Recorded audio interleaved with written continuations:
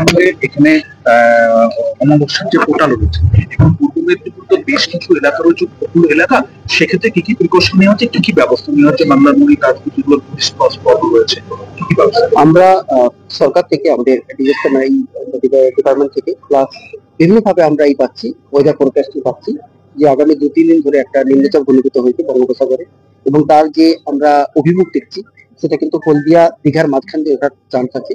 ফলে সমুদ্র উত্তাল থাকবে এবং আগামী 3 দিন ভারী থেকে অতি ভারী বৃষ্টির একটা সম্ভাবনা রয়েছে। সেই জন্য আমরা আমাদের মানে ডিস্ট্রিক্ট এবং সাব ডিভিশন ব্লকের কন্ট্রোল রুম ওপেন করেছি এবং প্রত্যেক ভিডিওকে বলা হয়েছে, মিটিং করেছি যে যদি কোনো নিচু জায়গা থাকে, যদি সেখানে খুব প্রচন্ড বৃষ্টি হয়, যদি জল জমে, তাহলে মানুষকে সরিয়ে আনার জন্য আমরা পরিকল্পনা নিচ্ছি এবং কোথায় রাখবো, তার খাওয়া দাওয়ার কি হবে সবকিছু আমরা প্ল্যান করে নিচ্ছি। আমরা পরিস্থিতি নজর রাখছি।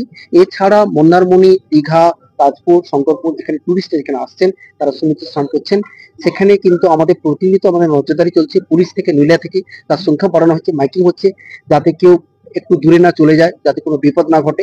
এবং আমরা যেহেতু পরিস্থিতির উপর নজর রাখছি, যেরকম সিচুয়েশন হবে সেই মতো করে দরকার হলে আমরা টুরিস্টের উপর নিষেধাজ্ঞা রাখবো যে আর এই 1-2 দিন আমাদের সমুদ্রে যাতে কেউ না নামেন, তার আমরা আবেদন করবো।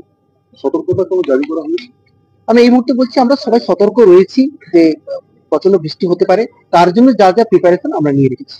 মানে মাইকিং প্রচার বা এরকম লোক সারানো থ্রুআউট দা কোস্টাল লাইন যে সকল ব্লক গুলো রয়েছে সেখানে ননস্টপ মাইকিং চলছে এবং আমাদের সমুদ্র যারা সমুদ্রে এখানে মৎস্যজীবীরা রয়েছে তাদেরকে আমরা বার্তা দিয়েছি আগামী 2-3 দিন যেন তারা সমুদ্রে মাছ ধরতে না যায়।